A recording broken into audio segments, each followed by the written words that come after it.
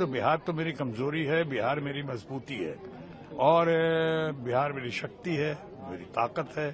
तो आपने बिहार के बारे में कहा, या कोई बातें हुई हैं जो लुभावना लगी, जो अच्छी लगी, बढ़िया लगा, वो अच्छा लगा मुझे कि जाहिर एक साथ साथ ये भी महसूस होता है कि चुनाव की घड़ी है, तो कहीं वही सोच कर तो चुनावी बजट पेश नहीं किया गया और खासकर बिहार को फोरफ्रंट में लेके।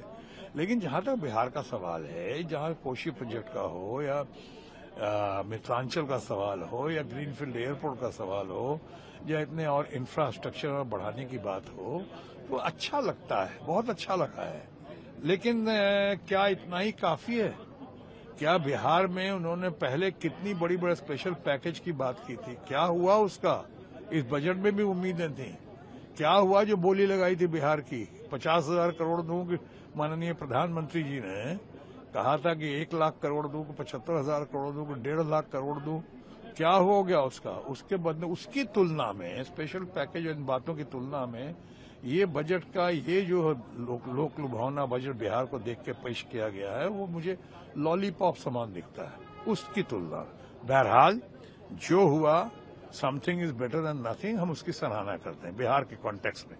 अब रही बात सैलरीड क्लास को, अच्छा है, जानते सैलरीड क्लास को वोट ये देने का मतलब है कि आप वोटर्स पर नजर रख रहे हैं, इसलिए मैंने कहा चुनावी बजट है। ये तो बहुत पहले से हमारी मांग थी, एक्सपेक्टेशन थी कि सैलरीड क्लास को बढ़ना चाहिए। वहां पे वो 5 लाख और 7 लाख और 10 लाख हम लोग तो कह ही रहे थे, 15 लाख कम से कम होना चाहिए, चलो 12 लाख हुआ। हम उसकी प्रशंसा करते हैं सीतारामन जी की भी और प्राइम मिनिस्टर ऑफिस की, पीएमओ की, जिसने ये बजट बनाया है, prime minister honourable prime minister Narendra Modi के गाइडेंस में, हम उसकी तारीफ करते हैं। लेकिन बिहार के मामले में आप कहें तो थोड़ा डिटेल्स देना, बहुत जगह नहीं डिटेल्स दिया गया, वहां डिटेल्स नहीं दिया गया।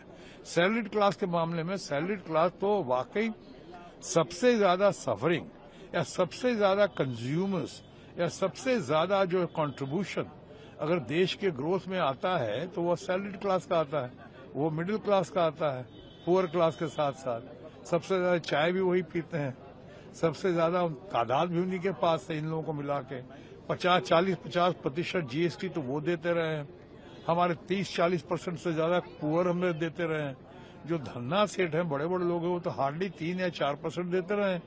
तो उनके लिए जो किया गया वो बहुत अच्छा किया गया, हम बहुत इससे सराहना करते हैं कि आपने सैलरीड क्लास को दिया। लेकिन इसको देख के और खासकर अभी जो किया है वो देखकर लगता है कि कहीं ऐसा तो नहीं कि एक तरफ दिया और दूसरी तरफ निकाल दिया।